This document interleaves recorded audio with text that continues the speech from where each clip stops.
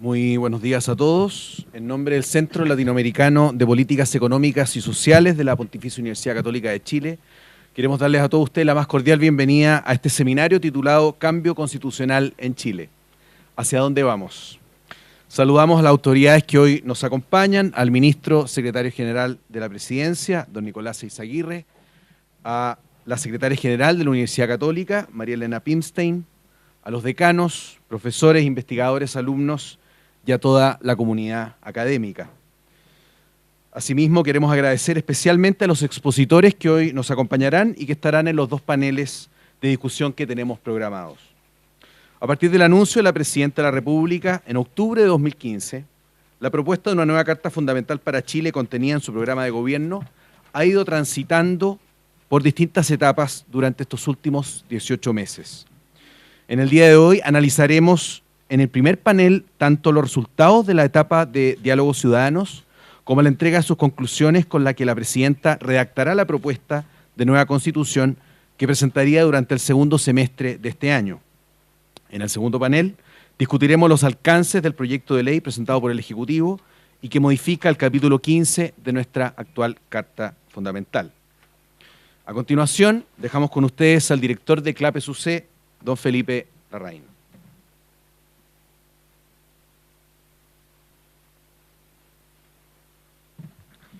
Bueno, muy buenos días. Quiero saludar en primer lugar a nuestra máxima autoridad presente, el ministro de la Presidencia, Nicolás Eizaguirre.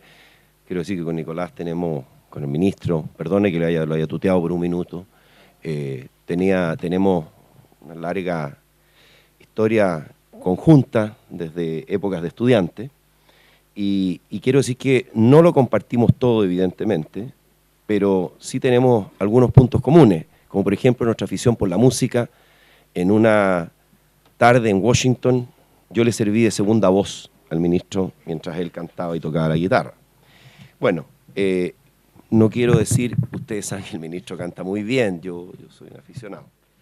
Bien, el Centro Latinoamericano de Políticas Económicas y Sociales, CLAPES-UC, quiere darles la más cordial bienvenida a este nuevo seminario constitucional titulado Cambio Constitucional en Chile, ¿hacia dónde vamos? Desde mediados de 2014, CLAPES-UC ha analizado y estudiado el proceso de discusión de la nueva Constitución anunciada, considerando sus efectos tanto económicos como políticos a fin de contribuir a un debate académico de una de las mayores transformaciones que puede tener nuestro orden político, económico e institucional. En nuestro tercer seminario sobre el tema constitucional, queremos analizar el momento en que se encuentra el llamado proceso constituyente, luego de haber transcurrido poco más de 18 meses desde el anuncio presidencial del 13 de octubre de 2015. Habiéndose iniciado la quinta de las 7 etapas propuestas por la presidenta Bachelet aquel día, creemos que se hace necesario un análisis desapasionado y profundo que nos permita evaluar lo avanzado y proyectar los alcances de esta reforma, teniendo en cuenta los hitos electorales que tendrán lugar entre noviembre y diciembre próximos. Tal como dijéramos en nuestro primer seminario en noviembre de 2014, una reforma constitucional de la envergadura de la que planteó el actual gobierno definirá por un tiempo importante el desempeño de las instituciones políticas y económicas de Chile. De esta forma, el tema que nos convoca ya no solo compete en exclusiva a los abogados constitucionalistas, sino a la sociedad toda. Es por eso que hoy nos reencontramos bajo el alero de CLAPES-UC.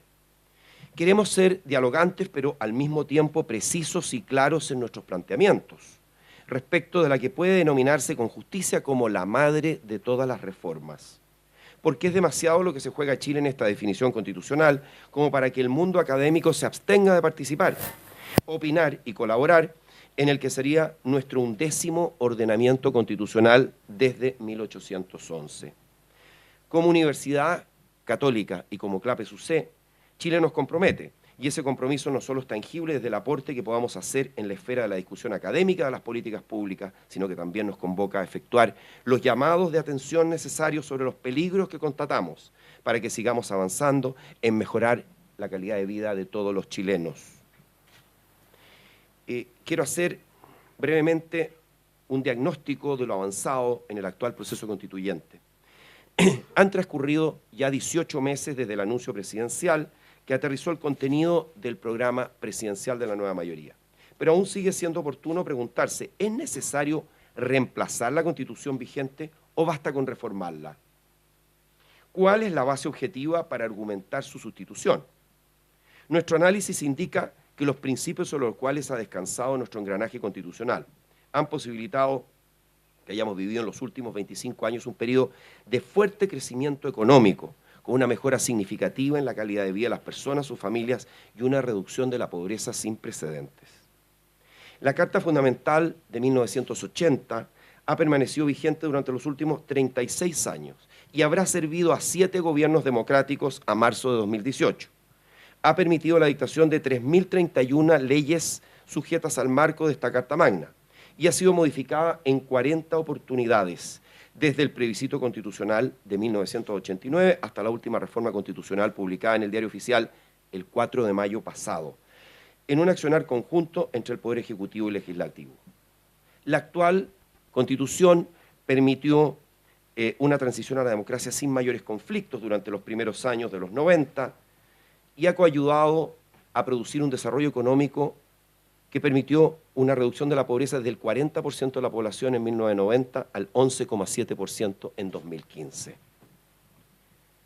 Mientras el ingreso per cápita a paridad de poder adquisitivo creció en esa época entre $4.400 en 1990 y $23.366 en 2015.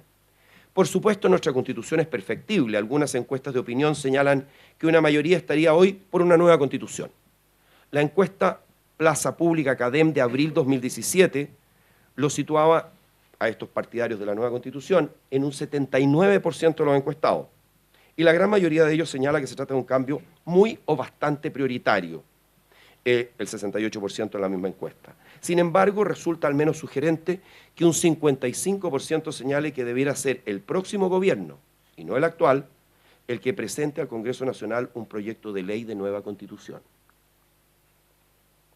Lo más contradictorio de la encuesta de opinión, que cito, es que ante la pregunta de si cree que hay que perfeccionar en algunos aspectos la Constitución actual o si cree que hay que cambiarla por completo, un 51% manifiesta que hay que perfeccionarla en algunos aspectos y solo un 42% que hay que cambiarla por completo por una nueva.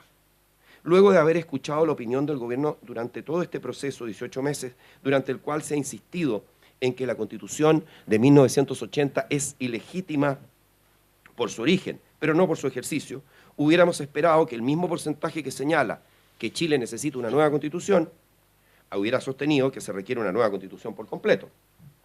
Ese mismo 51% cree que se debe perfeccionar la Constitución vigente en algunos aspectos. Y eso refrenda lo dicho por el expresidente Lagos en el Palacio de la Moneda durante la ceremonia de promulgación de las reformas constitucionales de 2015.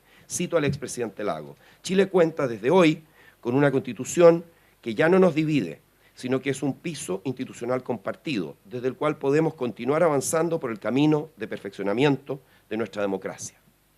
Nuestra Constitución no es más un dique en la vida nacional. La vida nacional puede fluir ahora como un río por este cauce institucional. Nos preocupa, como clave sucede, uno de los mayores problemas que representa el cambio constitucional para Chile: las expectativas que se han ido fraguando. Es el mismo estudio de opinión antes citado el que nos señala que un 75% de los encuestados cree que una nueva Constitución permitirá superar, comillas, permitirá superar los problemas que hoy tiene el país en temas como educación, seguridad y salud. En base a nuestra cultura legalista, seguimos creyendo que será una nueva Constitución la que nos libere de todo nuestro subdesarrollo. En este sentido, llamamos a la responsabilidad de los actores políticos, a fin de no seguir alimentando expectativas que sobredimensionen el papel de una Carta Fundamental ante la ciudadanía. El proceso constituyente seguido por el gobierno nos propuso 7 etapas. La primera, una etapa de educación cívica y constitucional. Se mencionó que pretendía entregar las herramientas para que chilenos y chilenas participen informados en la creación de nuestra nueva hoja de ruta nacional, independiente de la campaña que se realizó a través de este sitio web, constitucionario y de ciertas publicidades radiales y camineras, fue ilusorio esperar que en escasos 6 meses la ciudadanía pudiera comprender qué significa una constitución, para qué sirve, cuáles son sus normas principales o cómo está estructurado el orden público económico de nuestro país. Cabe señalar que desde que en 1997 se eliminó el curso de educación cívica como asignatura independiente en la educación chilena, la cual había sido establecida en 1912 para dar paso hoy a la actual formación ciudadana. Por eso no es de extrañar los resultados de una encuesta de la Facultad de Derecho de la Universidad de Desarrollo, UDD, realizada en 2015. Ella señala que un 73% de los encuestados afirma no conocer ninguna materia de la Constitución. Un 84% afirma no conocer ningún artículo de la Constitución. Y un 87% desconoce de qué se trata el principio de separación de poderes del Estado. La pregunta sobre en qué consiste una asamblea constituyente alcanza un 82% de desconocimiento. Y esto expone, ¿no es cierto?, un 60% expone que es indispensable una reforma constitucional. Pero se desconoce lo que es una constitución y cuáles son sus artículos, qué es lo que es una asamblea constituyente, pero se considera indispensable una reforma constitucional. La segunda etapa, que contó con amplia difusión, fue la de los diálogos ciudadanos. Esta fase del proceso constituyente lo conformaron los siguientes 4 subetapas. Los encuentros locales autoconvocados, en los que participaron 105.161 personas. Los cabildos provinciales, donde participaron 12.852 personas. Los cabildos regionales, donde participaron 8.621 ciudadanos. Y la consulta individual por Internet, a la que llegaron 90.804 opiniones. De esta forma, participaron en esta etapa un total de 217.000 personas, lo que representan un 1,4% del padrón electoral de 2016. El Consejo Ciudadano Observadores del Proceso Constituyente evaluó positivamente esta etapa del proceso, señalando que dicho ejercicio de participación cívica, pese a los defectos y limitaciones que tuvo, satisfizo suficientemente las exigencias de transparencia, participación, inclusión y ausencia de sesgo político que la señora presidenta le quiso imprimir y que desde nuestra situación de ciudadanos en la sociedad civil nos pidió observar y custodiar. Sin embargo, ya han aparecido voces críticas, no desde lo que significa dicho ejercicio cívico, sino a la metodología y sistematización de esta etapa efectuada por el Comité de Sistematización, cuerpo colegiado y autónomo de especialistas en análisis y sistematización de contenidos, que tuvo la responsabilidad de diseñar e implementar la metodología de sistematización de dichas instancias participativas. Puntualmente, se le critica que dicho comité haya procesado la información de los encuentros locales autoconvocados, celebrados en las comunas de las provincias, a fin de listar los 7 conceptos preferidos en cada eje temático, para abrir la conversación posteriormente en los respectivos cabildos provinciales. Lo mismo se realizó con la información generada por los cabildos provinciales. El Comité de Sistematización la procesó para el inicio de la conversación en el correspondiente cabildo regional. Esto significó que las 7 primeras preferencias de los encuentros locales, autoconvocados en cada eje temático, fueran las 7 primeras de los cabildos provinciales y de los regionales, con lo cual existió una determinación de la discusión constitucional en las etapas posteriores a los encuentros locales autoconvocados, privando a estos últimos de la necesaria libertad y espontaneidad temática que debiera haber primado. La tercera etapa de este proceso lo conformó la creación del Consejo Ciudadano de Observadores. Creemos que la conformación de esta instancia sirvió para darle garantías a los ciudadanos que se respetarían los siguientes 4 principios básicos: transparencia, participación, inclusión y ausencia de sesgo político. Es oportuno agradecer a quienes participaron de esta instancia y especialmente a su presidente, don Patricio Zapata, que nos acompaña en el primer panel de este seminario. La cuarta etapa lo constituyó la entrega a las bases ciudadanas, con la que la presidenta escribirá una propuesta de nueva constitución. Este constituye uno de los ejes de este seminario. Hemos invitado al decano de la Facultad de Ciencias Sociales de nuestra universidad, don Eduardo Valenzuela, y al presidente del Consejo Ciudadano de Observadores para interpretar qué dijo la ciudadanía en estos encuentros, conversación que será moderada por la ministra del Tribunal Constitucional, profesora y miembro del Consejo Asesor Nacional de CLAPES-UC, doña Marisol Peña. La quinta etapa de este proceso constituyente quedó cumplida con la presentación por parte del Ejecutivo del proyecto de ley que modifica el capítulo 15 de nuestra Constitución. En el segundo panel de este seminario, connotados juristas analizarán este proyecto que nos genera más dudas que certezas. Desde ya damos la bienvenida a Arturo Fermandoa, Javier Couso y Jorge Burgos, quienes discutirán el proyecto con la moderación del profesor e investigador de CLAPES-UC, don José Luis Sea. La modificación propuesta a través de la incorporación de un nuevo artículo 130 habla de que el Congreso Nacional podrá convocar a una convención constitucional para la elaboración de una nueva constitución, dejando totalmente abierta su convocatoria, forma de integración, el sistema de nombramiento y la elección de sus integrantes, su organización, funciones y atribuciones, así como los mecanismos de participación de la ciudadanía.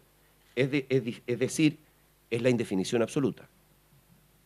Lo que resulta sintomático de este importantísimo proyecto legislativo es que la Comisión de Constitución, Legislación y Justicia de la Cámara solo ha revisado en 3 sesiones desde su ingreso a principios de abril de este año. El presidente de dicha instancia legislativa ha señalado que son muchos los proyectos de ley a los que el Ejecutivo le ha puesto urgencia, por lo que su tramitación se ha atrasado por exclusiva responsabilidad del gobierno. Estaremos atentos a lo que al respecto nos pueda señalar el ministro secretario general de la Presidencia, don Nicolás Izaguirre. Como vemos, las 3 etapas que quedan de este proceso constituyente son sin lugar a dudas los últimos espacios, pero a la vez los primeros en los cuales se discutirá el contenido de la nueva Constitución. Reiteramos el llamado que hiciéramos hace un rato atrás a la clase política. Tenemos un problema de expectativas que consideramos preocupante. ¿La nueva Constitución vendrá a solucionar todos y cada uno de nuestros problemas?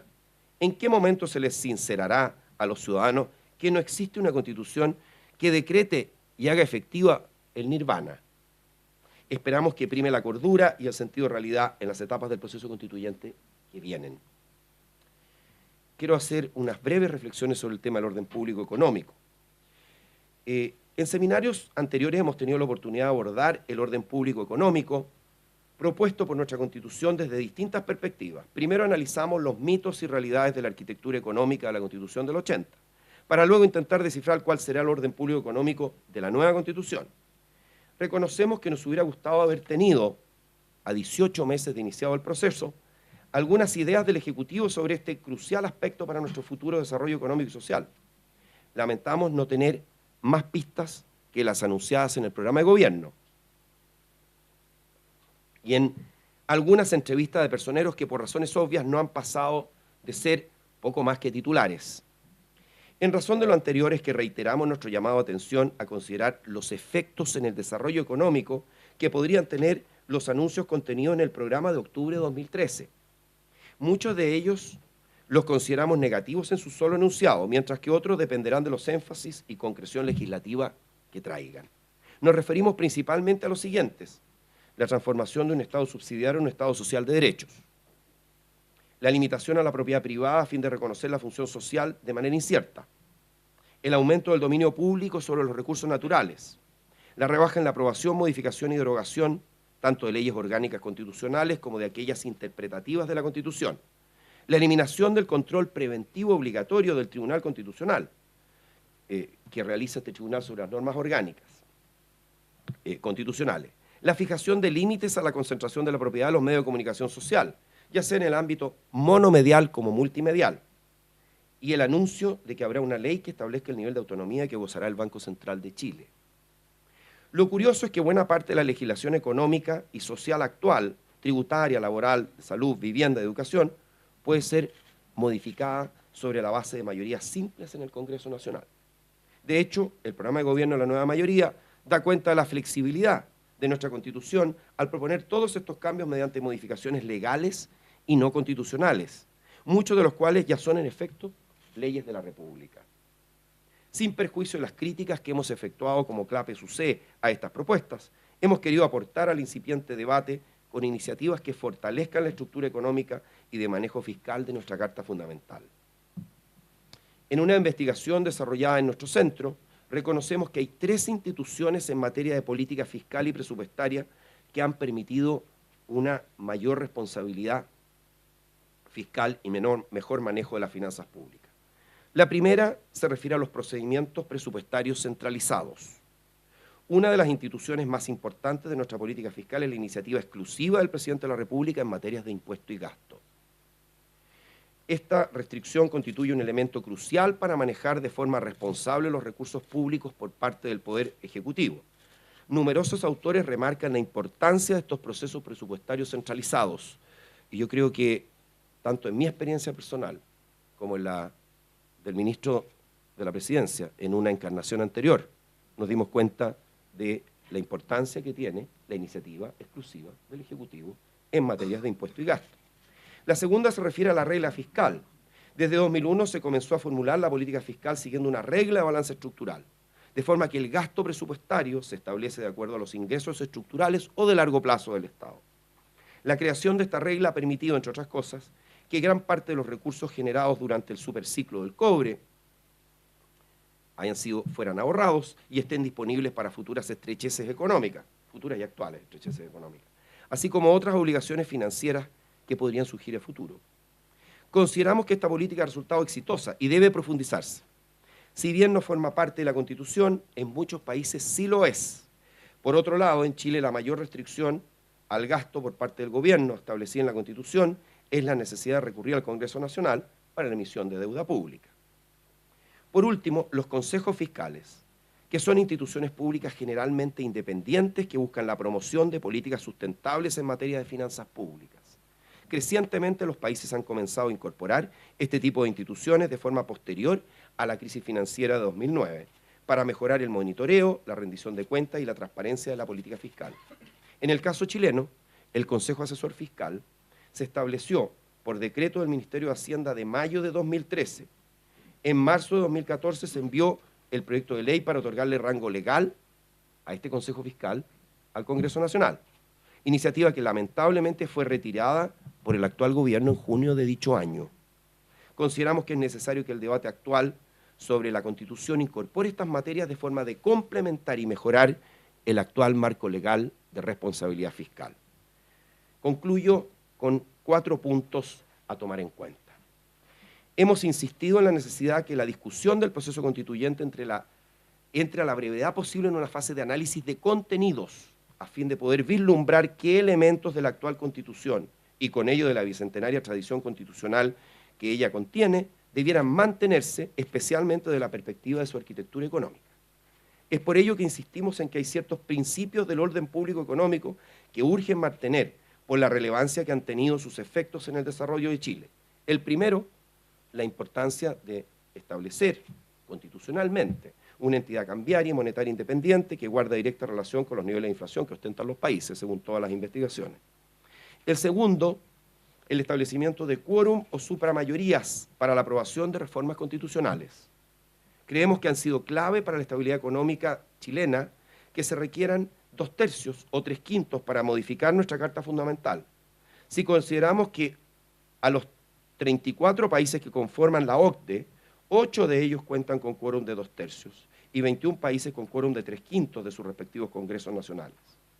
Estos quórum permiten que las modificaciones a los textos constitucionales y con ello las normas de orden público económico que formen parte de la misma, cuando les sea aplicable, sean acordadas en forma transversal, evitando que mayorías circunstanciales terminen imponiendo criterios que responden a agendas de los más diversos intereses que pueden ocurrir en algún momento. El tercer punto es la cantidad de derechos que establecen las constituciones y su relación con el PIB, Producto Interno Bruto. A propósito de la hiperinflación de derechos sociales que ha venido copando el debate hace un tiempo, es necesario tomar nota que la Constitución chilena del 80 ya establece 46 derechos, muy por sobre los 13 de Francia, 35 de Estados Unidos y 34 de Suecia. Si seleccionamos a los 10 países que más derechos garantizan en sus respectivas contribuciones, salvo Portugal,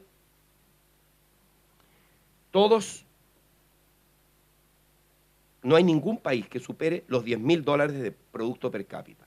La inflación de derechos no asegura por sí sola niveles de vida comparables con los que ostentan los países desarrollados, ni permite, por su solo reconocimiento, el mejoramiento de los índices de igualdad.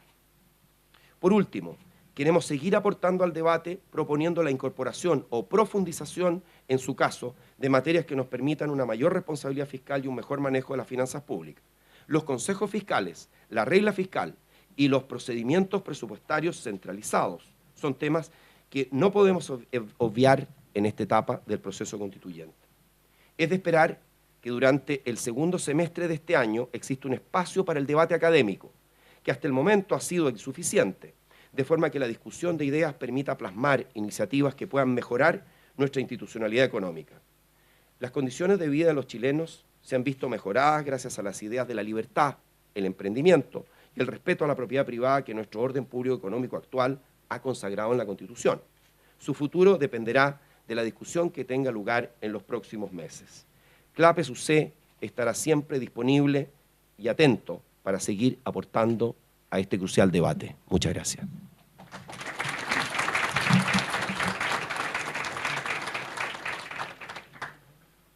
Agradecemos al director de CLAPES UC su intervención y a continuación hará uso de la palabra el ministro secretario general de la Presidencia, don Nicolás Eizaguirre. Ministro Eizaguirre es ingeniero comercial y magíster en Ciencias Económicas con especialidad en Desarrollo Económico de la Universidad de Chile. Además cursó estudios de doctorado en Economía con especialidad en Macroeconomía y Comercio Exterior en la Universidad de Harvard. Desde el año 2000 hasta el 2006 encabezó el Ministerio de Hacienda durante el primer gobierno de la presidenta Bachelet. En su segundo gobierno ha ocupado el cargo de ministro de Educación entre marzo de 2014 y junio de 2015 y el ministro secretario general de la Presidencia a partir del 27 de junio de 2015. Ministro, por favor.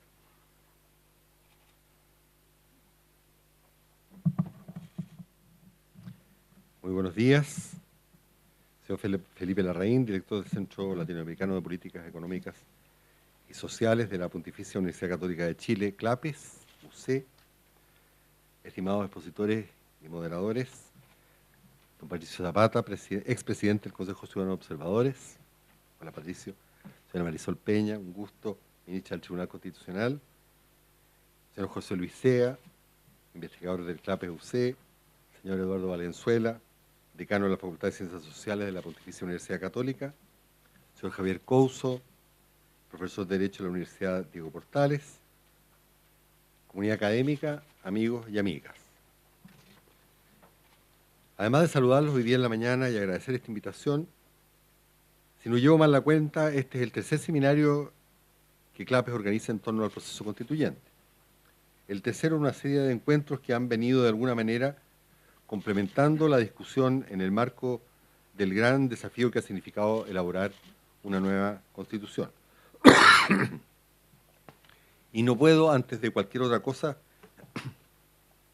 sino destacar la visión con que la presidenta Bachelet ha liderado este proceso.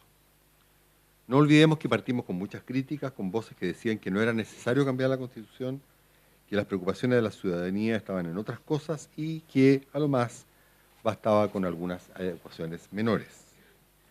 Pero a poco andar y reconociendo que durante muchos años se ha desarrollado en el país un intenso debate constitucional que había preparado el terreno, se fue asentando la idea de que era necesario abordar tantos y variados tópicos que a consecuencia se requería un debate integral de la Carta Fundamental.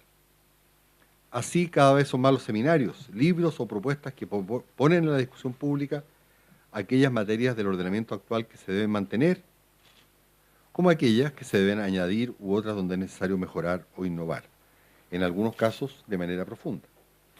Y ello abarca desde los derechos y deberes que nos constituyen como nación, hasta los aspectos más orgánicos como aquellos que definen nuestro régimen político. Lo más mediático quizás ha sido la relación entre el Poder Ejecutivo y el Legislativo, así como las atribuciones de uno u otro órgano. Y en ese marco se han escuchado ideas sobre mayores atribuciones para el Congreso o sobre descentralización en aras de un mejor equilibrio de poderes, tanto en los poderes del Estado como entre el centro y las regiones. ¿Cuáles son las razones del cambio constitucional? Quiero ser enfático en que a medida que ha ido avanzando el proceso, ha ido fecundando la idea de que era necesaria una revisión relativamente más completa de la Constitución y de que, más allá de la legítima discusión sobre el origen de la que hoy nos rige, este era un paso insoslayable de cara a la modernización que ha experimentado el país y los nuevos desafíos a los que debe hacer frente. Nuestra responsabilidad política es que este nuevo Chile se refleje en la Constitución, que debe ser expresión tanto de nuestro legado republicano, nuestra historia, como de los cambios sociales y culturales que el país ha experimentado en las últimas décadas. Ese es el sentido más profundo del cambio constitucional que hemos emprendido. Y así lo ha entendido también la ciudadanía, que durante la etapa participativa del proceso reafirmó valores, deberes e instituciones claves de nuestra tradición constitucional, pero también priorizó un gran número de temas nuevos. La presidenta ha cumplido fielmente el itinerario comprometido. En octubre de 2015, la presidenta de la República, Michelle Bachelet, presentó al país el proceso constituyente abierto a la ciudadanía, que concluirá con un nuevo texto constitucional. Este itinerario se ha ido cumpliendo cabalmente, paso a paso, de cara a la ciudadanía y concitando además un amplio reconocimiento internacional. Ya hemos cerrado la primera fase, la de participación, con la entrega de las bases ciudadanas para la nueva Constitución por parte del Consejo Ciudadano de Observadores y el Comité de Sistematización. El recuento final de dicha etapa reveló una convocatoria sin precedentes para un proceso de este tipo. Más de 9.000 instancias de discusión constitucional entre encuentros locales y cabildos y más de 204.000 personas involucradas en el debate, contando ciudadanos chilenos o extranjeros residentes en Chile y chilenos residentes en el extranjero. Ahora estamos entrando a la segunda etapa, la de la deliberación constituyente. Para ello, la presidenta envió al Congreso una reforma al capítulo 15 de la actual Constitución y durante el segundo semestre enviará al Congreso el proyecto de nueva Constitución, a objeto de que este Congreso comience su discusión, sin duda alguna, no para que la termine, que será materia del próximo gobierno. Este es un paso importante porque la Constitución actual establece normas para su reforma, pero no contempla, como ustedes saben, un mecanismo para su reemplazo total, como tampoco una sede constituyente para este. En otras palabras, el Congreso Nacional solo está facultado para reformar la Constitución, no para crear una nueva. Por ello, la reforma constitucional que ha propuesto la presidenta establecerá una norma que permita elaborar una nueva Constitución, en una sede constituyente convocada para tal efecto, y todo ello en el marco de la institucionalidad vigente.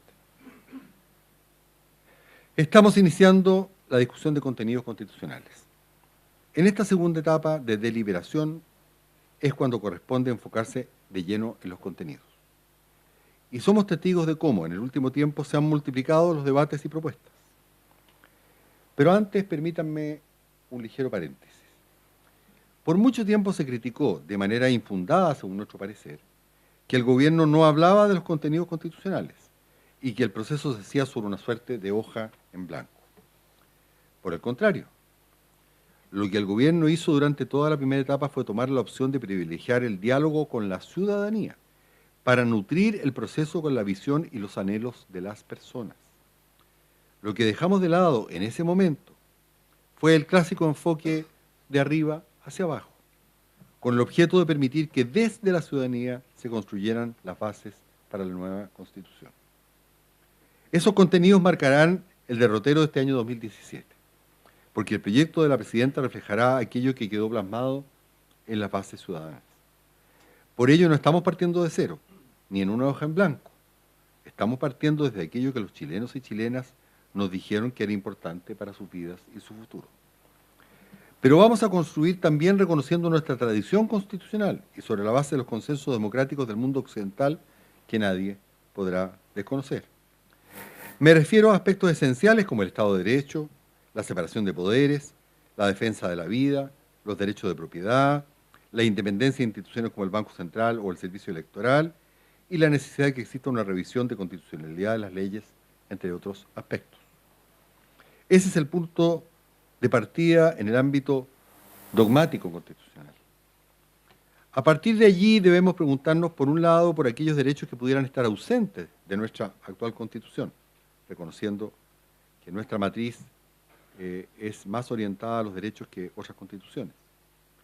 Y con eso, las bases ciudadanas aportan una orientación importante, al priorizar no solo la educación y la salud, sino también aspectos más novedosos como la protección de la naturaleza, la equidad de género, los derechos de niños y niñas y adolescentes, o los mecanismos de democracia directa que complementan la democracia representativa. Pero eso no basta, no es solamente una lista de lavandería de más derechos. Debemos preguntarnos también si aquellos derechos que consagre la Constitución están bien definidos o adecuadamente equilibrados en su protección. Y la verdad es que esta última es quizá la cuestión medular, porque un derecho sin protección, sin la debida tutela, que es el lenguaje que usan los expertos, puede quedarse simplemente en la tinta y no tener real incidencia para la vida de los ciudadanos. El gran desafío que tenemos por delante, por tanto, es alcanzar un adecuado equilibrio en la protección entre todos los derechos, entre las libertades y los derechos políticos, sociales y económicos.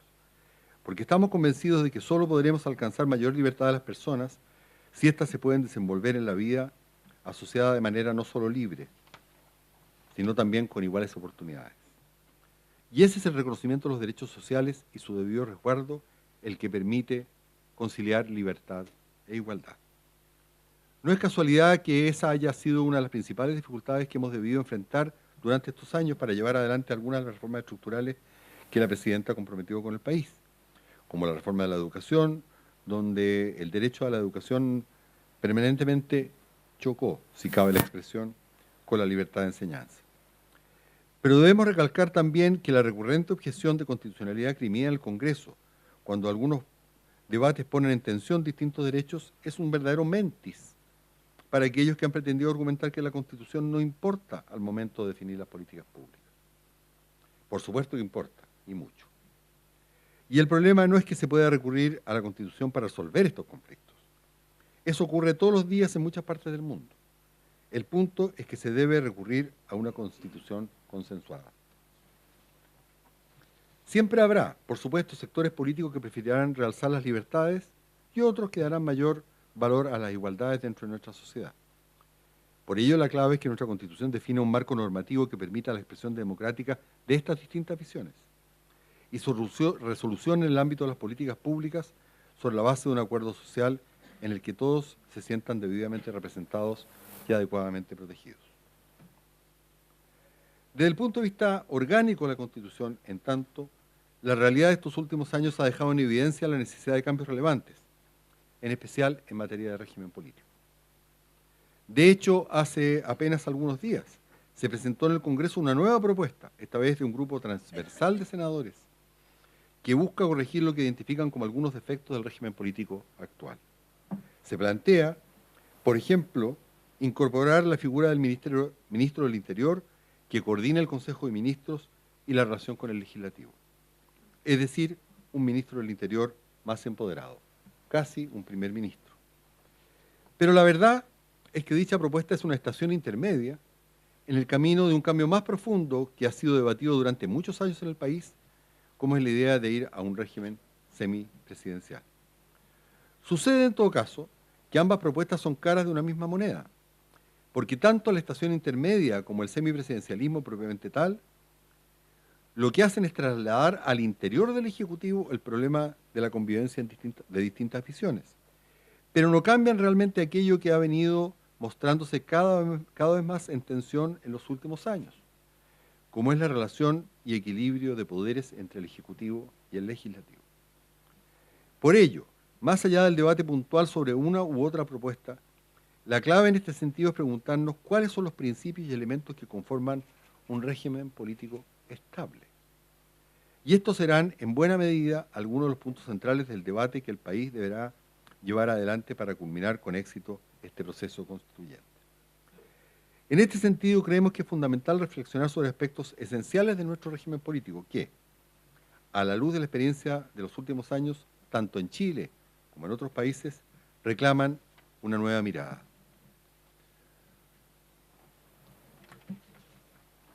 ¿Cómo definir una relación entre el Ejecutivo y el Legislativo equilibrada, que favorezca la colaboración, revirtiendo la tendencia al bloqueo que hemos venido observando en los últimos años y que podría intensificarse en los que vienen con la nueva conformación del Congreso?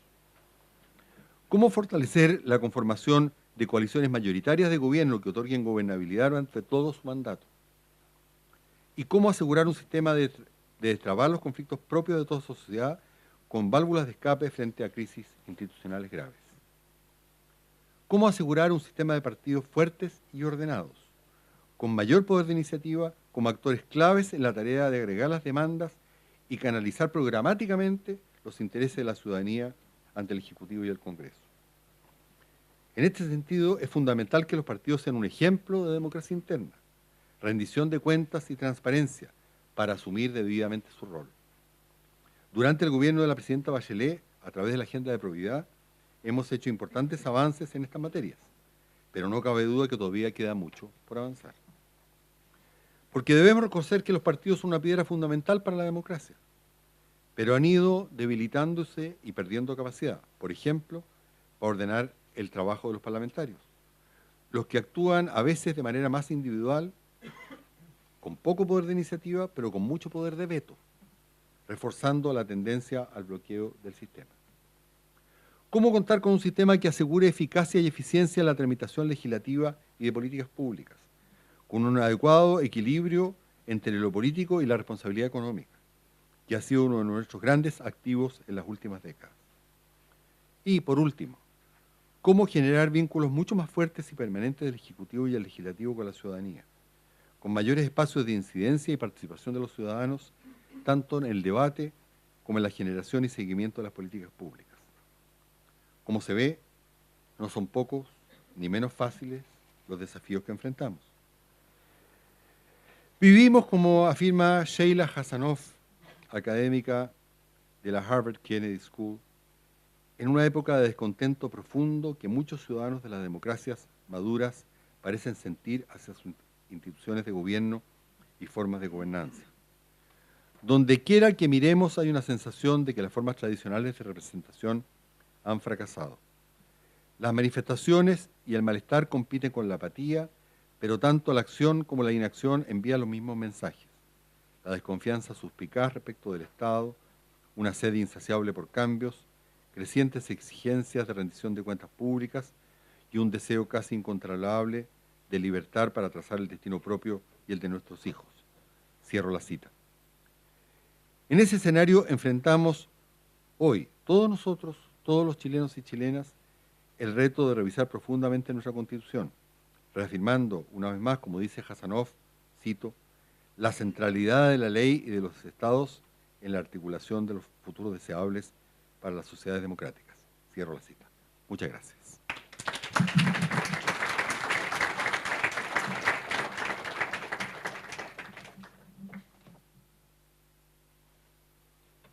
Muchas gracias, ministro, por su intervención.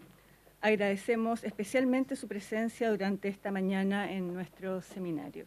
A continuación, daremos inicio a nuestro primer panel titulado Análisis del proceso de participación y diálogos constituyentes de 2016. ¿Qué opinaron los chilenos? Hoy nos acompañan los siguientes invitados. Patricio Zapata, abogado, máster en Derecho y máster en Ciencia Política, expresidente del Consejo Ciudadano de Observadores y exdecano de la Facultad de Derecho de la Universidad de las Américas. Ha escrito varios libros y artículos relacionados con derecho constitucional y también ha prestado asesorías en diversas materias de interés público. Es columnista activo en temas de coyuntura política nacional. También nos acompaña Eduardo Valenzuela, sociólogo de la Universidad Católica y actual decano de la Facultad de Ciencias Sociales de esta universidad. Estudió en la Escuela de Altos Estudios de Ciencias Sociales de París. Además, es director de la Encuesta Nacional Bicentenario UC-ADIMARC. Es investigador principal del Centro de Estudios Interculturales e Indígenas, además de ser miembro del Consejo Directivo de CLAPES UC. Moderará este panel Marisol Peña, abogado de la Universidad Católica y magíster en Estudios Internacionales de la Universidad de Chile. Desde mayo de 2016 es ministra del Tribunal Constitucional. En los años 2013 y 2014 fue presidenta de dicho tribunal y además es miembro del Consejo Asesor Nacional de CLAPES UC. Cada uno de los expositores presentados contará con 15 minutos para desarrollar su ponencia. Luego de lo cual habrá un espacio destinado a la conversación dirigido por la moderadora de este panel. Se considera además para todos los presentes un espacio final de preguntas, las que tendrán que hacerse por escrito y serán entregadas a las personas identificadas de CLAPES UC, que las estarán recogiendo.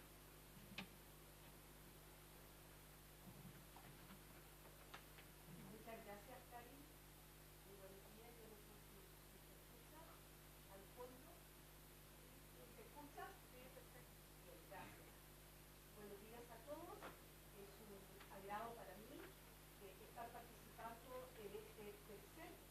seminario organizado por la PPC relacionado con el tema... Ahí está mejor. Muchas gracias, relacionado con el tema de la reforma constitucional. Los expositores ya han sido presentados. Quiero simplemente, antes de comenzar, recordar que este panel versa sobre el tema análisis del proceso de participación y diálogos constitucionales de 2016, ¿qué dijeron los chilenos? Solamente a modo de introducción, destacar 2 puntos que podemos extraer de las exposiciones iniciales del director de CLAPES-UC y por otro lado de la exposición del ministro secretario general de la Presidencia. En primer término, que este panel se inserta dentro de lo que el profesor Larraín ha recordado como la segunda etapa del proceso constituyente dado a conocer por la presidenta Michelle Bachelet.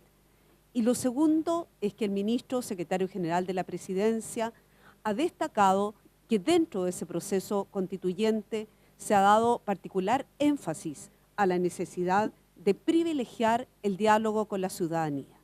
Nuestros 2 expositores se dedicarán entonces, como se ha dicho, por un espacio de 15 minutos cada uno a señalar los principales puntos de vista que le merecen esta segunda etapa y su desarrollo, y a continuación de lo cual iniciaremos un diálogo dentro del panel para ser seguido de las preguntas que eventualmente ustedes quieran formularles.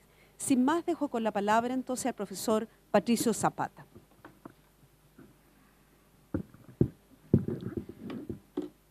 Muy buenos días.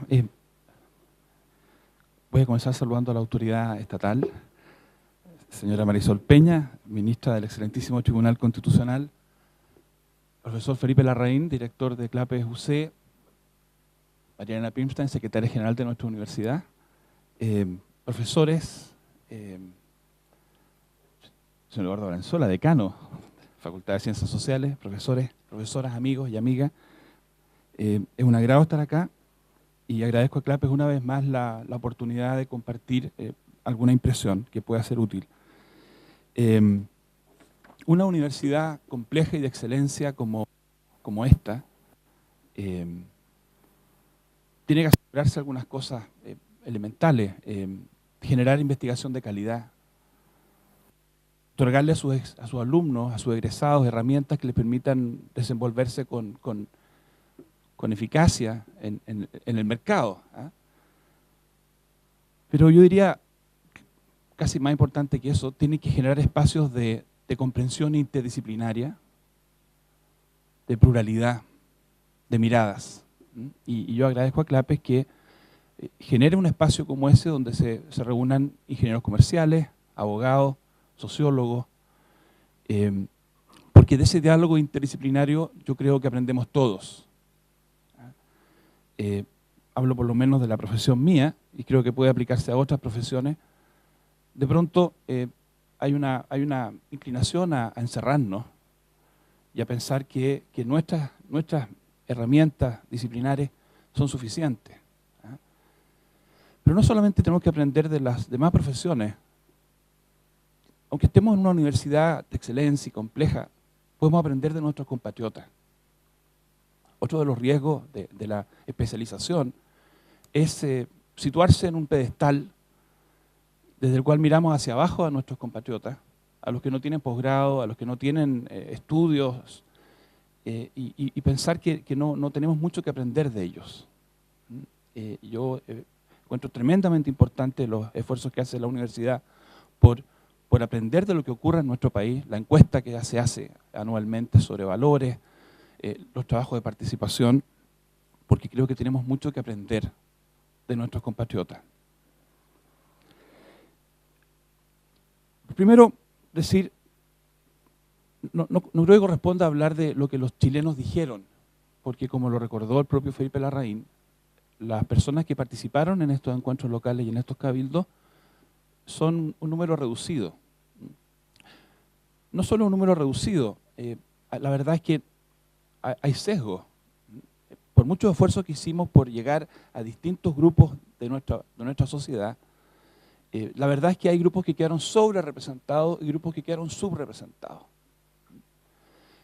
Ustedes saben perfectamente bien que existe en Chile una brecha digital y hay personas de la tercera edad, personas que viven en zonas rurales, a las cuales el mecanismo de participación no llegó del mismo modo que llegan las personas más jóvenes o que viven en nuestras ciudades. Hay un sesgo económico-social. Hubo muchos más encuentros locales en comunas acomodadas o comunas de clase media que en comunas con más pobreza. Y hay un sesgo político, porque por distintas razones que no es del caso de analizar, hubo un sector de la política nacional que mantuvo una posición muy distante del proceso. En algún momento se le juzgó como ilegítimo. Entonces uno debiera asumir que de las personas que efectivamente participaron, también puede haber un sesgo. Entonces yo voy a analizar lo que se dijo en estos encuentros locales, pero tengo muy claro que no corresponde hacer afirmaciones demasiado categóricas. Ahora bien, una cosa es reconocer esos problemas, una cosa es reconocer que estamos hablando de 200.000 personas en total, en un país que tiene 18 millones más o menos. Otra cosa distinta es menospreciar el valor que tiene el ejercicio. Porque lo que hay que comparar es peras con peras, manzanas con manzanas. Efectivamente, si lo comparamos con el número de compatriotas que concurre a las urnas a votar, por bajo que a veces sea, claro, es poquito, 200.000 es poquito. Pero si pensamos en los ejercicios similares de participación que se han venido haciendo en otros países en los últimos 20 o 30 años, la verdad es que el número es bien impresionante. A diferencia de lo que ocurre cuando uno toma el teléfono y responde una encuesta, o cuando uno marcha durante media hora o una hora por la Alameda, esto suponía que las personas le dedicaran por lo menos 6, 7 horas presencialmente a conversar sobre estos asuntos. Pero además suponía una preparación anterior y un trabajo posterior para subir la información. Entonces esto supone un nivel de compromiso bien importante. Son 200.000 personas tremendamente comprometidas. Y por eso yo creo que hay que ser equilibrados. No hablar del pueblo, pero tampoco desdeñarlo. Creo que sería muy miope que no valoráramos debidamente lo que significó este tremendo despliegue de energía, de buena voluntad, de confianza, tan poca confianza que tenemos. Entonces realmente es admirable que haya habido personas que en este contexto de falta de confianza hayan tenido esta disposición. Es un activo, el tipo de activos con que nuestro país cuenta cuando tiene que enfrentar problemas difíciles. ¿Qué cosas aparecieron que a mí me impresionan? Primero, quiero referirme al tono y al clima. Aquí se dijo, y hay muchas personas que lo dijeron, que esto era peligroso porque si se abría el micrófono a la gente común, íbamos a asistir a una orgía de peticiones desmesuradas, de demandas irresponsables, o que iba a haber un tono violento, agresivo, odioso, rencoroso, que íbamos a ver en estas reuniones, el tipo de ciberbullying, el tipo de troleo que uno observa en tantos espacios. Cualquiera que haya organizado un encuentro local o que haya habido los cabildos, me tocó ir a varios, puede dar fe del nivel impresionante de respeto y civismo con que las personas que participaron se trataron. No hubo nada de eso que se anunció como temor o peligro. Increíble respeto, capacidad de escuchar y de aprender. También quiero recordar, porque creo que es bueno hacerse cargo de los anuncios apocalípticos que se hacen de repente. Se dijo en algún momento, este ejercicio está prefabricado, precocinado. Ya existe el informe, está en un cajón de la moneda. Y se está invitando a la gente a que participe en una charada. Porque ya está preparado el documento. El documento va a decir que todo el mundo quiere asamblea constituyente, el documento va a querer que todo el mundo quiere democracia bolivariana, no sé. Esas cosas se dijeron. Y yo invito a los que quieran a que lean no solamente el documento final, sino que tomen nota del conjunto de materiales que están disponibles en las páginas respectivas del proceso constituyente, para que vean que no se consumó ese peligro. No aparece ni en primero, ni en segundo, ni en tercero, ni en cuarto, ni en quinto, ni en sexto, ni en séptimo lugar, por ejemplo, la demanda por una asamblea constituyente. Lo que parece fue con lo que la gente que participó quiso decir. Y yo le rindo un homenaje a las personas que me acompañaron en el proceso de observación, justamente a efectos de crear condiciones para que no se pudiera producir manipulación, para que hubiera transparencia. Especialmente hago extensivo mi homenaje a los que piensan distinto a mí, a los que creen que Chile no necesita una nueva constitución, porque en el caso de esas personas su contribución es especialmente gratuita. Estoy pensando, por ejemplo, en el profesor Fernando A., que va a exponer en algunos minutos más. Él dedicó, estamos hablando de 43 sesiones, los días lunes, todos los días lunes, unas 6 horas, sin ninguna retribución de ningún tipo. Una persona que no cree que Chile necesita una nueva constitución y, sin embargo, estuvo dedicándole tiempo a generar unas condiciones de equidad, de justicia mínima, de transparencia. Esas son todas reservas que Chile tiene. Entonces, yo creo que está bien de pronto decir, mire, esto es una cosa muy seria, esto es muy complicado, esto es muy complejo, no podemos equivocarnos porque cuando uno se equivoca en estas materias genera costos enormes para las sociedades, eso es verdad. Pero no nos olvidemos que Chile tiene reservas y tiene recursos. No solamente tenemos recursos naturales, gracias a Dios, ¿no es cierto? Tenemos recursos humanos, tenemos talento, tenemos patriotismo. Entonces, bien con tener el ojo puesto en los peligros y en los temores, pero nunca olvidemos que tenemos capacidades. Y con esas capacidades hemos salido de situaciones muy difíciles. Hemos enfrentado desafíos mayúsculos. En materia de valores, entro rápidamente en materia, me van a quedar como 3 minutos. El valor que tuvo más, ¿me quedan 3 o? Se le pidió a las personas que dijeran qué valores debieran estar en la Constitución. Y en el primer lugar figura la justicia. Interesante, porque en el cuarto lugar está la igualdad. En el primero está la justicia. Yo no veo contraposición, no soy de los que piensan que hay una contradicción, pero los que están, creo, escuchando advierten que hay un matiz significativo. La justicia significa tratar igual muchas veces, en muchas cosas somos iguales, pero también a veces supone hacer distingos, hacer distinciones razonables y sensatas. La justicia aparece con mucha fuerza como un reclamo. En segundo lugar, la democracia. Sabemos lo crítico que estamos todos de la manera en que funcionan nuestras instituciones democráticas, lo escépticos que estamos de la manera en que funcionan. Sin embargo, yo destaco que una inmensa mayoría de las personas que participan dicen que la democracia debe figurar muy centralmente en cualquier constitución. La idea de democracia no ha alcanzado, me parece, a ser destruida o afectada por el juicio crítico sobre las instituciones. Aparece con mucha fuerza también el cuidado de la naturaleza y el medio ambiente. Eso es muy fuerte en las reuniones, en los encuentros locales. Entre los jóvenes, absolutamente dominante, pero también entre personas mayores de 40, 50 años, el tema del medio ambiente es muy, muy fuerte. Aparece bien común. Permítanme detenerme en bien común, porque esto es una cosa interesante.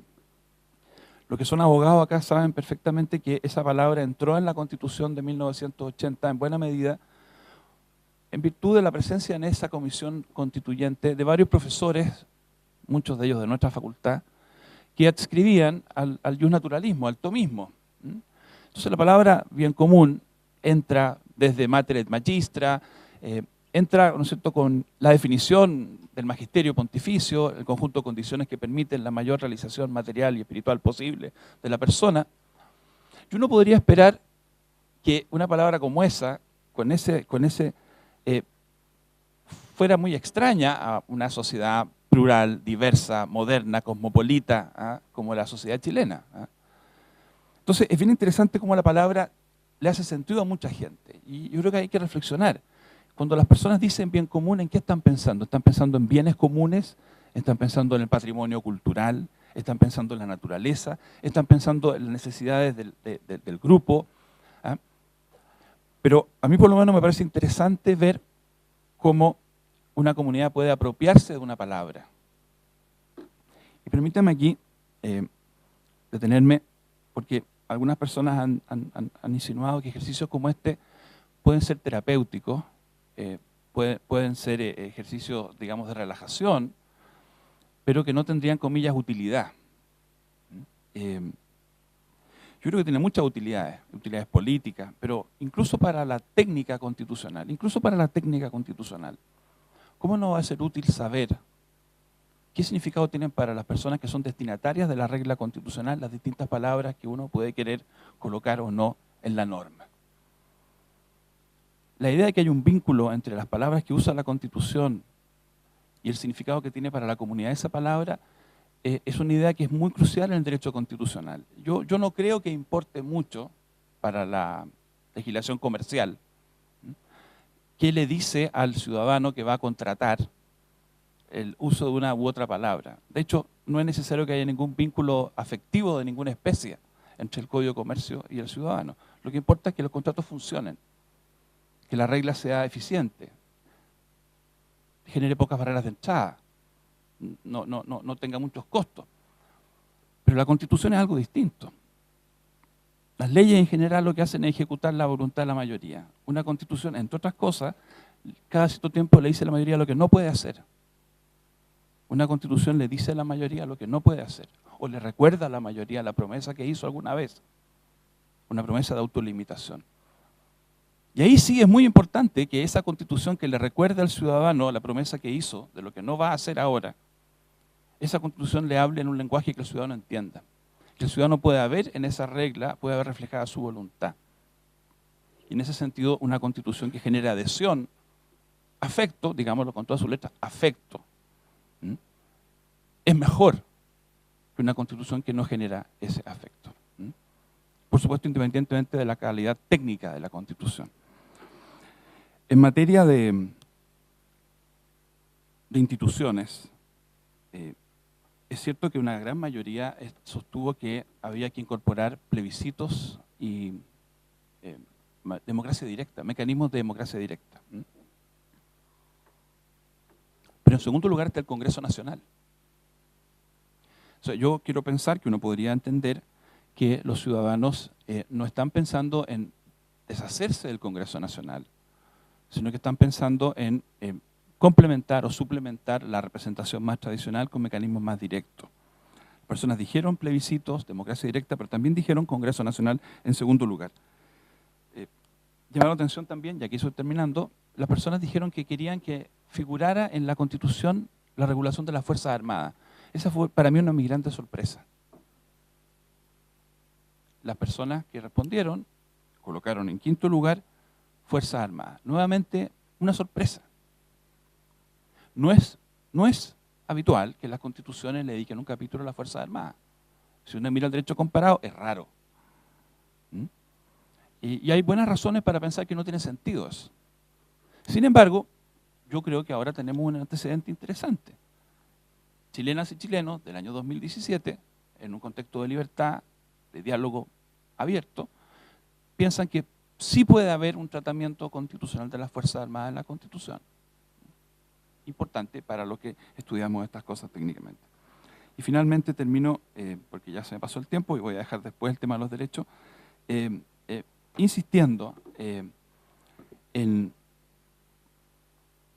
el tremendo valor que tuvo para los que participamos en el ejercicio el escuchar a los ciudadanos.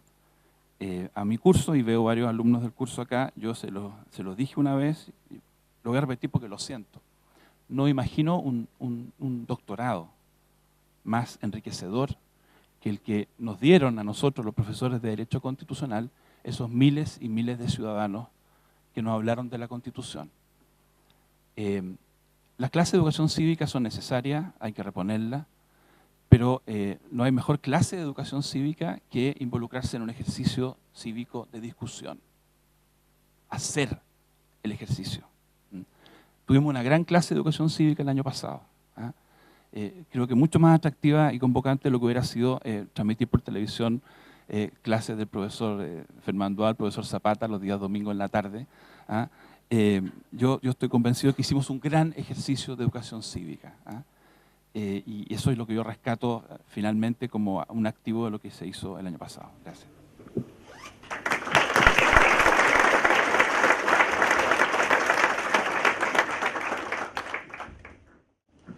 Sí, voy a hacer un comentario breve, como se nos ha solicitado, y tal vez algo más general, respecto como del cambio que comienza a experimentar la conciencia de la gente, la conciencia pública, respecto de este tema. Existen efectivamente en operación dos cambios fundamentales en la tradición constitucional moderna. El primero consiste en que la gente comienza a otorgarle mayor supremacía a la Constitución como la máxima forma de garantía de los derechos y de las libertades, incluso por encima de la ley. El segundo no es tanto la ley como la Constitución la que garantiza mis derechos. Esa es como la conciencia de la supremacía constitucional. El segundo es el reconocimiento creciente de los derechos sociales como parte integrante de la Carta de Derechos que debe poseer una persona. Dos cambios entonces en la forma como se concibe la Constitución. La Constitución ha adquirido y es posible que siga adquiriendo más valor e importancia.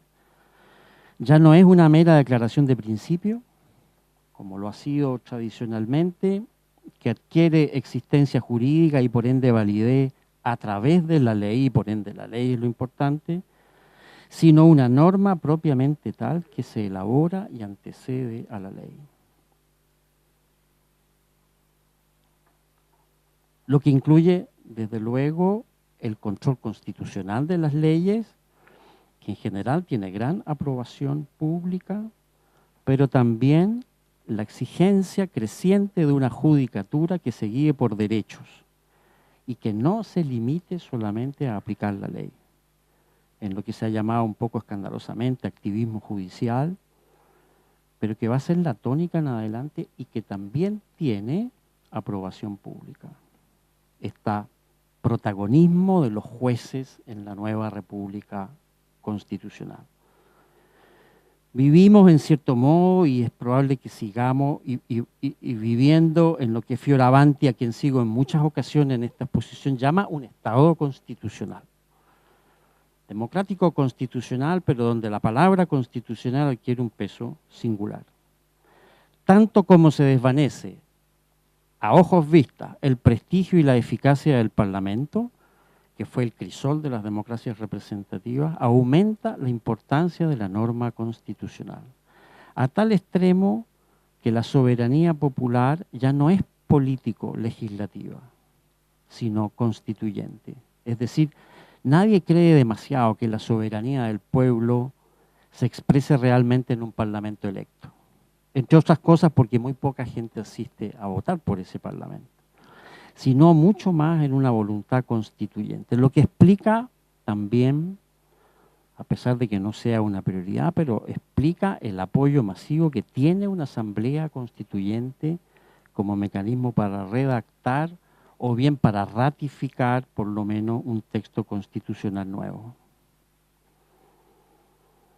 La conciencia efectivamente de que las personas están dotadas de derechos ha aumentado indefectiblemente. Debe recordarse que nuestra tradición jurídica fue siempre regalista, en el sentido de que los derechos, bajo la forma de privilegios, de subsidios, de cualquier cosa parecida, esos derechos eran otorgados graciosamente por la autoridad, pertenecían a la autoridad y la autoridad los concedía.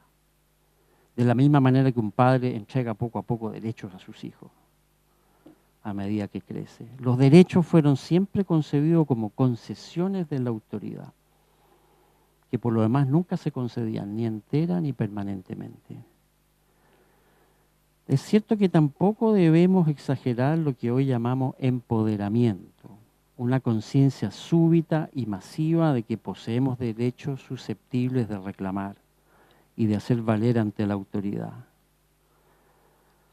Pero una cosa es esta conciencia masiva de que tenemos derechos, que es cierto que ha aumentado, y otra cosa es situar esos derechos en los marcos de una norma propiamente constitucional, que significa justamente retirarlos de la voluntad arbitraria de los poderes públicos,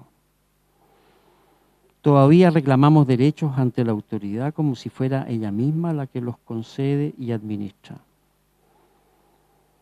La cuestión central es que los derechos queden referidos a una norma fundamental y no a la autoridad de turno, cuya inclinación regalista o en términos actuales populista en nuestros países es bien conocida. Esta forma de conciencia propiamente constitucional requiere, sin embargo, todavía mucho desarrollo entre nosotros. Por otra parte está la cuestión de los derechos sociales. Hoy en día todos concordamos que la dignidad y la libertad de una persona se aseguran socialmente y no solo política ni legalmente. Desde luego, la igualdad jurídica y política son indispensables y nadie duda de su importancia, tampoco la opinión pública, según los datos que tenemos, que reclama por igual la ampliación de sus derechos individuales, incluyendo los derechos de emprendimiento y propiedad y los derechos sociales, y que nunca los contrapone en un juego de suma cero. El derecho a la salud es claramente el que más aprieta el zapato, el primero de todos, el más mencionado, porque en ello está también comprometido a veces dramáticamente el derecho a la vida.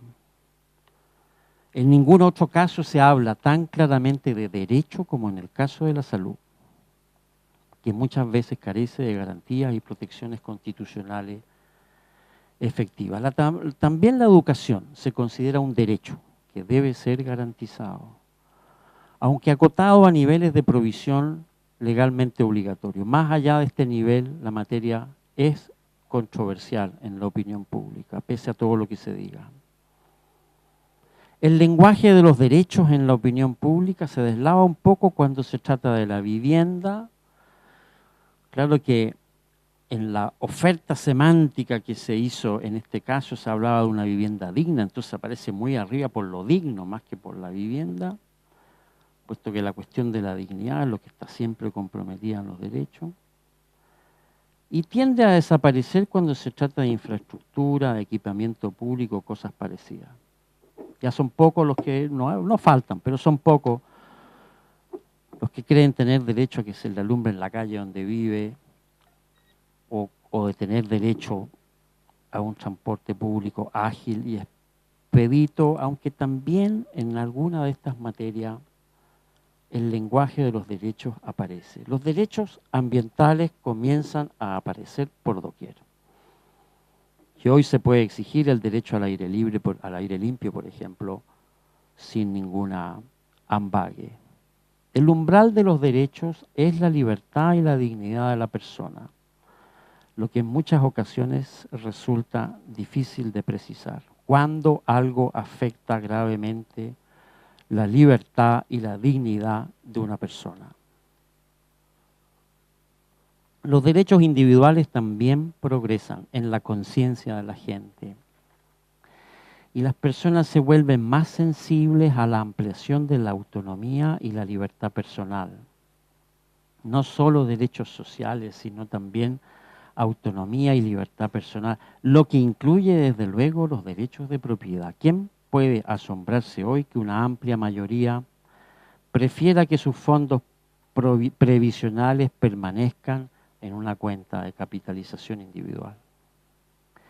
En nuestro caso, el límite de la libertad personal ha sido claramente el aborto, que en todas partes se decidió a favor del derecho de la mujer a decidir sobre su propio cuerpo, algo que entre nosotros no tiene suficiente aprobación.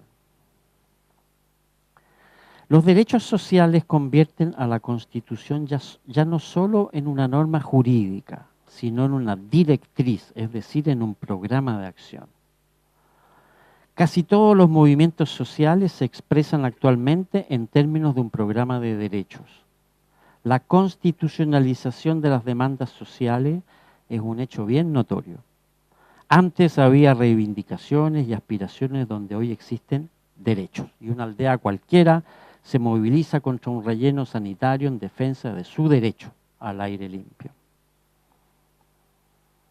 También al Estado se le exige no solo la garantía, sino la promoción de los derechos por todos lados. Y colocamos cartas de derechos en las antesalas de casi todas las instituciones públicas, siguiendo el viejo modelo norteamericano que obliga a la autoridad a leer, a ratificar los derechos de las personas. El Estado ya no es solo garante, sino promotor de derechos en un nuevo giro del estatalismo moderno. Actualmente se constituye un deber de los poderes públicos promover el disfrute y el alcance de los derechos, y no solamente reconocerlos y protegerlos, en la forma del constitucionalismo norteamericano del gobierno limitado, con el riesgo consiguiente del activismo estatal y del populismo que esto efectivamente trae consigo. Vivimos, como dijo alguna vez Norberto Bobbio, en una era de los derechos, y esto significa, creo yo, que la gente va a poner más confianza en la Constitución que en la ley, en la judicatura más que en el Parlamento, en los derechos más que en la política. Este cambio de mentalidad debe ser, creo yo, justamente apreciado. Eso es lo que está sucediendo, para bien o para mal. Tampoco estamos, creo yo, demasiado preparados para enfrentar este cambio de mentalidad. La confianza en la judicatura, como ustedes saben, en nuestro país es tan mala como la que existe en el Parlamento. Muchas democracias, entre ellas la norteamericana, equilibra el descrédito de la política con un poder judicial eficaz y prestigioso, que incluye el mecanismo de la revisión judicial y el derecho a un juicio justo y rápido. La norma constitucional, por su parte, no adquiere estabilidad jurídica suficiente entre nosotros, rigidez constitucional, como se dice. Es decir, el carácter de una norma fundamental relativamente inamovible, lo que exige antes que nada un consenso amplio y profundo respecto de su alcance y de su contenido. Y demasiadas veces la norma constitucional se convierte en parte de una política de trinchera. En general, no parecemos demasiado preparados para enfrentar estos cambios profundos que comienzan a desafiar a la opinión pública. Queda entonces, creo yo, mucho por avanzar en el desarrollo de una conciencia efectivamente constitucional. Muchas gracias.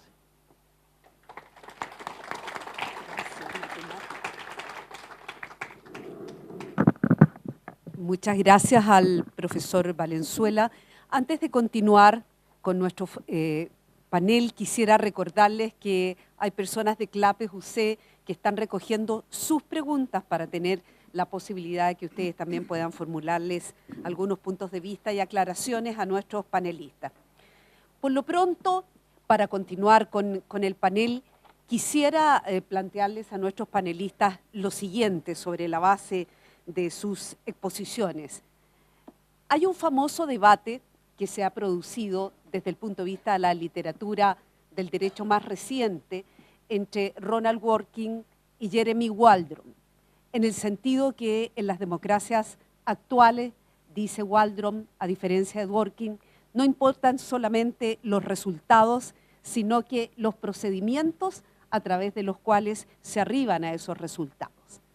En consecuencia, quisiera, siempre centrando en el motivo básico de este panel, que es la forma en que se han desarrollado los diálogos ciudadanos dentro de este proceso constituyente, plantearles a nuestros panelistas hasta qué punto visualizan que este desarrollo que ha tenido el proceso de diálogo ciudadano pudiera estar señalando para Chile una nueva forma de democracia. El profesor Zapata decía que en medio de todo este proceso recurrentemente aparecía una interpelación al valor de la confianza, pues sabemos que conforme a las encuestas, lo que se denomina la crisis de la democracia representativa precisamente pone en tela de juicio la confianza en nuestros representantes. ¿Hasta qué punto entonces, repito, este proceso de diálogo ciudadano conducente a lo que podríamos llamar una nueva constitución o, en concepto de otros, la constitución debidamente reformada, pudiera, digo, estar cambiando la concepción de nuestra democracia hacia una democracia más deliberativa, una democracia en que, sin sustituir la representación clásica, pareciera que la señal que nuestro Chile está dando a través de movilizaciones sociales, a través de las demandas que se recogen en el proceso que ha conducido el Consejo de Observadores Ciudadanos, pudiera estar reclamando una participación más directa de la ciudadanía. ¿Qué señal manda en el fondo el proceso de diálogo ciudadano de cara a lo que sigue en la elaboración de una futura constitución para Chile? En este contexto, entonces, cedo la palabra en primer lugar al profesor Patricio Zapata. Gracias, Marisol.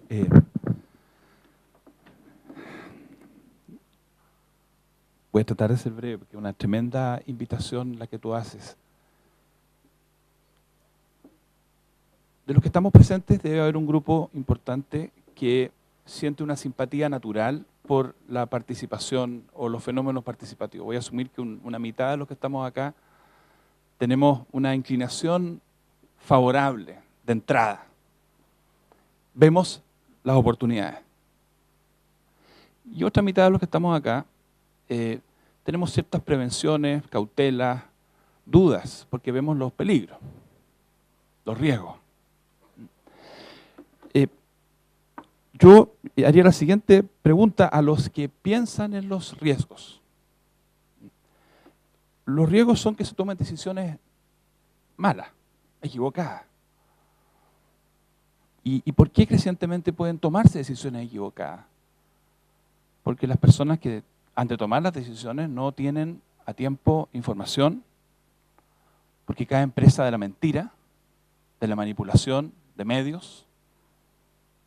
Los últimos 3 o 4 procesos electorales importantes del mundo nos están diciendo, nos están gritando hasta qué punto las democracias están expuestas a un nuevo tipo de manipulación, de amenaza. Y lo poco inmunes que estamos a eso.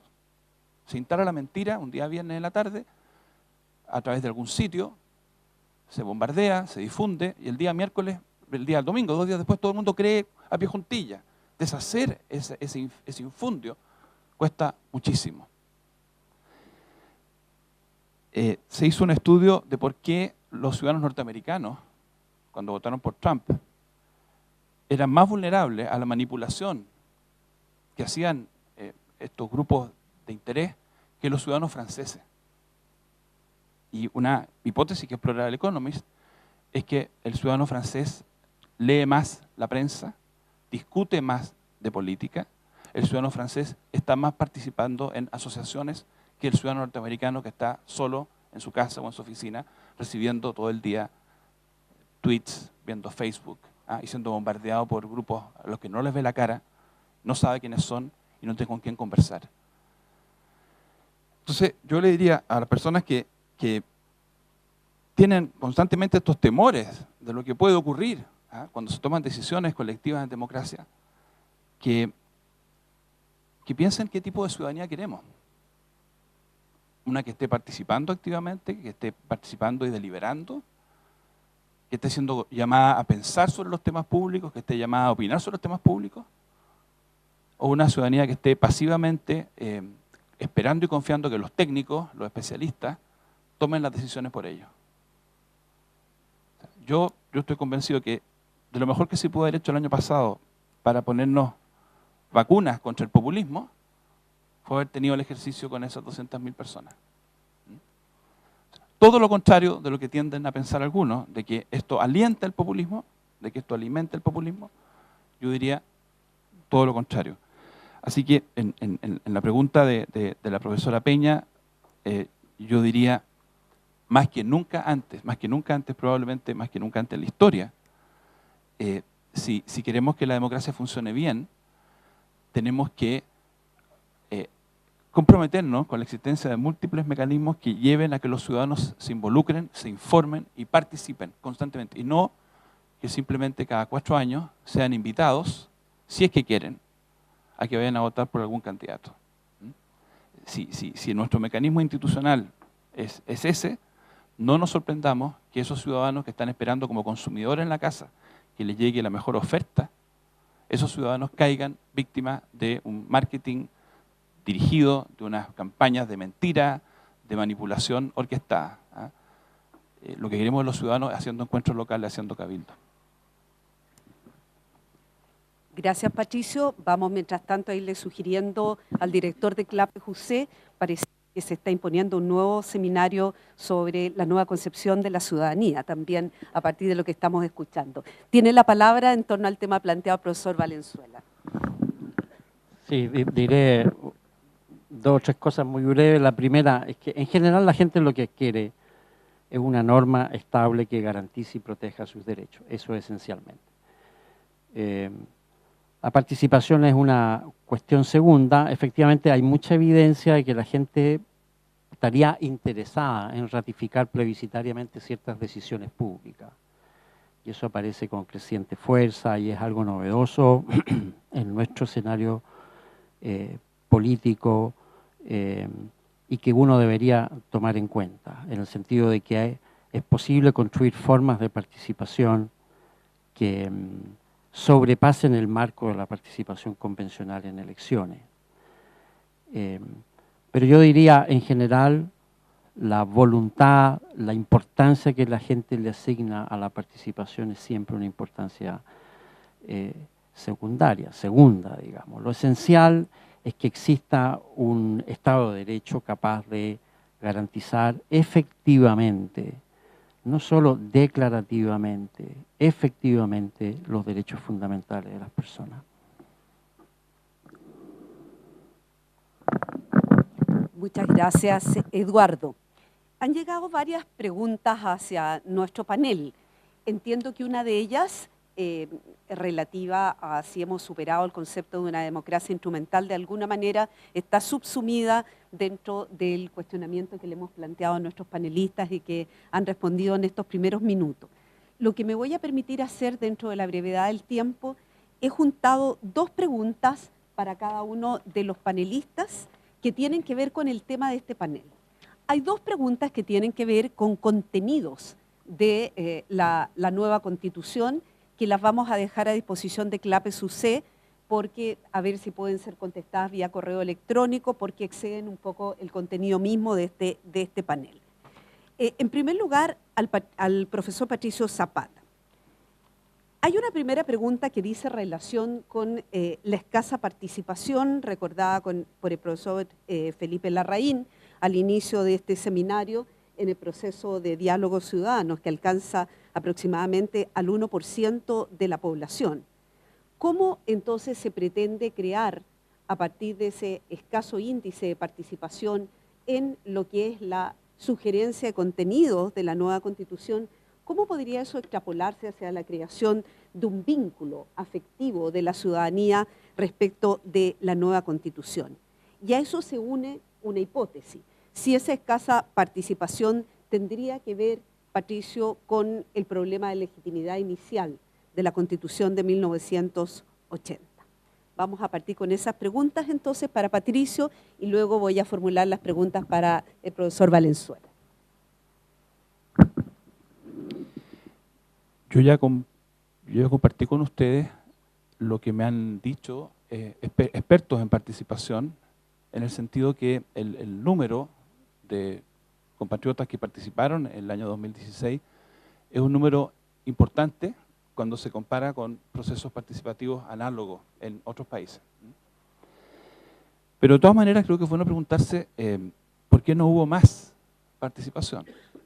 Y sin duda yo creo que una de las cosas que conspiró contra un número mayor fue que no hubiera de entrada un marco político compartido. Se hicieron esfuerzos ingentes, y aquí está Arturo Fernando, a que le consta, por situar esta discusión un poquito por encima o por fuera de las demás discusiones de la política contingente. No porque esto no sea político, esto es tremendamente político. Pero se hicieron esfuerzos por que nosotros pudiéramos seguir discutiendo, digámoslo, denodadamente sobre reforma tributaria, reforma laboral, reforma educacional, pero pudiéramos encontrar en este tema un espacio de convergencia. Pero no fuimos muy exitosos. La oposición, legítimamente, con sus argumentos, prefirió marginarse. La oposición hizo llamados a que no participara el ciudadano con simpatías de centro-derecha o derecha. Se hicieron críticas incesantes. Repito, no es el lugar para hacer reproches, estoy constatando un hecho. Y eso sin duda conspiró. ¿Cómo lograr convocar a más gente si un sector importante de la política nacional está desautorizando y descalificando?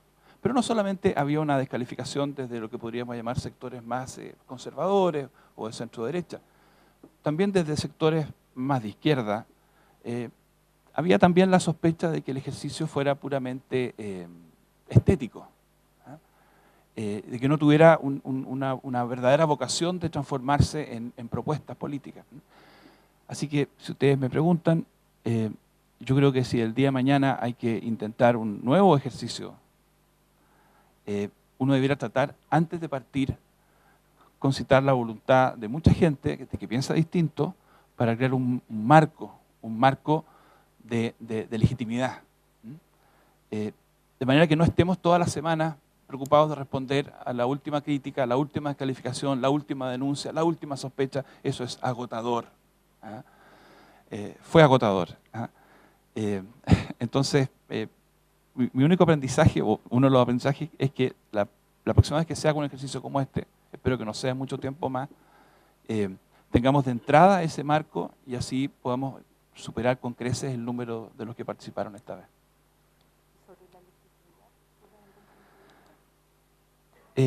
No quiero repetir cosas que he dicho. La legitimidad es algo dinámico. Hay legitimidades que se pierden y se ganan en todos los terrenos.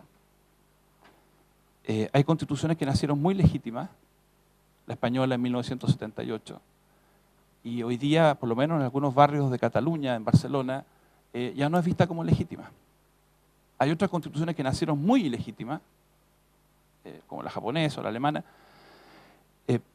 Entonces, esto es dinámico. Ahora, tiene razón el profesor Couso, lo ha dicho varias veces, hay algunas cuyos inicios son más difíciles que otros. Hay algunas cuyos orígenes no solamente son complicados, sino son muy complicados.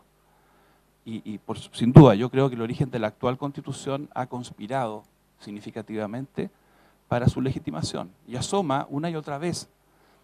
Y puede que los más viejos en algún momento estemos dispuestos a entender que se legitimó con el paso del tiempo, se legitimó con las reformas, pero para los más jóvenes, los que tienen 18, 20, 22, que no conocen todos los esfuerzos que se han hecho, que no han sido parte de todos esos esfuerzos, la pregunta es obvia. Bueno, ¿y por qué tenemos esta Constitución? ¿Por qué no la cambiamos? Entonces los papás, los tíos, los abuelos, tenemos que explicarles que fue un difícil proceso, en que hubo que hacer 39, 40 reformas, hubo que aceptar ciertas cosas. Y ahí tenemos un diálogo generacional muy bonito. Pero repito la idea, la legitimidad es dinámica. No es contradictorio decir que en un momento dado se alcanzan cotas de legitimidad y luego observar cómo empiezan a perderse. Y por eso que los países sabios están constantemente invirtiendo en mayor legitimidad.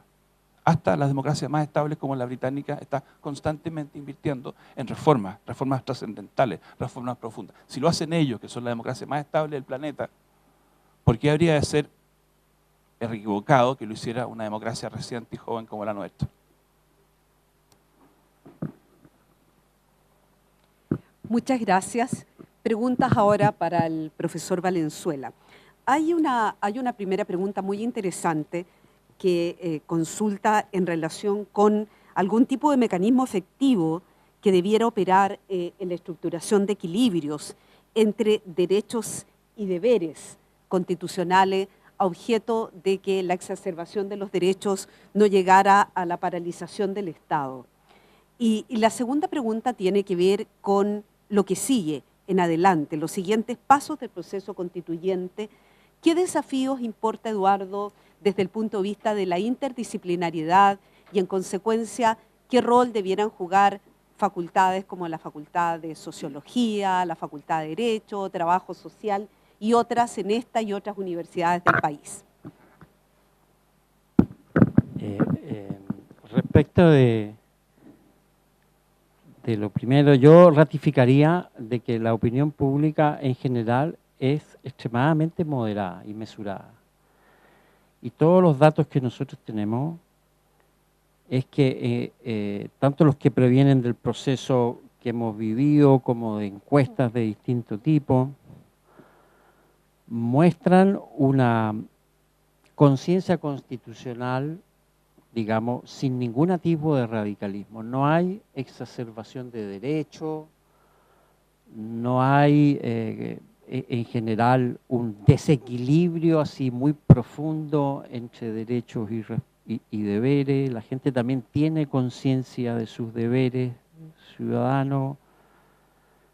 Entonces, efectivamente yo ratificaría eso. Nosotros no tenemos un radicalismo constitucional al que vamos a hacerle frente, en términos generales. ¿Ah? Y el proceso de participación que se hizo el año pasado, como lo ha dicho el profesor Zapata, no tiene ese carácter.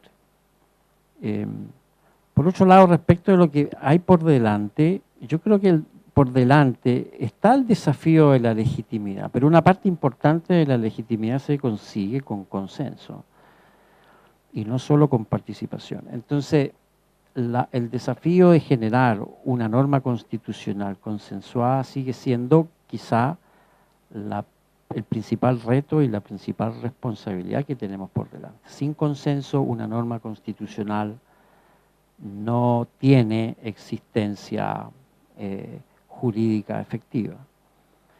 Entonces me preocuparía, así como en la primera etapa nos preocupamos, yo creo que justamente de la participación, de colocar este tema en el seno de una estructura de participación, en esta segunda etapa la cuestión del consenso aparece, creo yo, como fundamental. La interdisciplina siempre es buena, no puedo decir mucho, pero puedo decir solamente eso. Efectivamente el problema de un nuevo texto constitucional, claro, no es solo un problema jurídico, ciertamente, ¿ah? Y menos un texto que compromete de manera constitutiva derechos sociales y eventualmente económicos. Entonces, el diálogo entre el derecho, la economía, la sociología y la ciencia política en general son diálogos que están como en el centro de lo que un nuevo texto constitucional debería contener. Muchísimas gracias por razones de tiempo y por respeto también a los panelistas que continúan en este seminario, quienes están todos aquí ya prestos en la primera fila a iniciar sus intervenciones. Vamos a dar por concluido este panel. Antes de hacerlo, quisiera señalarle a las personas que lamentablemente no les hemos podido satisfacer sus preguntas que tienen que ver con contenidos, que me parece que gran parte de las respuestas a sus inquietudes están ya consignadas en el primer cuaderno editado por Clapes UC respecto de lo que fueron las ponencias del primer seminario. Ahí van a encontrar las respuestas sobre contenidos precisos de la Constitución, la persona que pregunta sobre la incidencia de la reforma en el capítulo primero de la Constitución y también la persona que ha consultado sobre el tema de la inclusión de los pueblos originarios dentro de la nueva Constitución. Así que yo los invito a consultar en el sitio de Clapes UC lo que son el primer cuaderno y el segundo ya está próximo a ser subido a la página web y a ser distribuido. Por mi parte, simplemente cerrar este panel diciéndoles que como conclusión podríamos señalar que hay al menos 5, visualizo yo, 5 conceptos fundamentales que han guiado de alguna manera este panel y sobre los cuales conviene seguir reflexionando de cara a lo que viene en el proceso de reforma constitucional. El primero de ellos es el concepto de Estado de Derecho como equilibrio entre el orden y la libertad. Segundo, la participación, que se une indudablemente a una nueva visión de la ciudadanía, tal como ha sido esbozada por el profesor Patricio Zapata.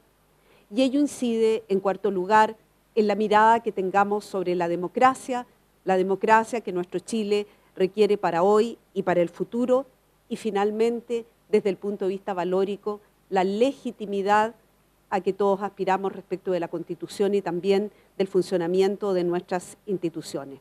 Por mi parte, agradecerles mucho su atención, su presencia hoy día, esta mañana, y decirles que se queden en sus puestos porque viene el segundo panel que también está muy interesante. Muchísimas gracias.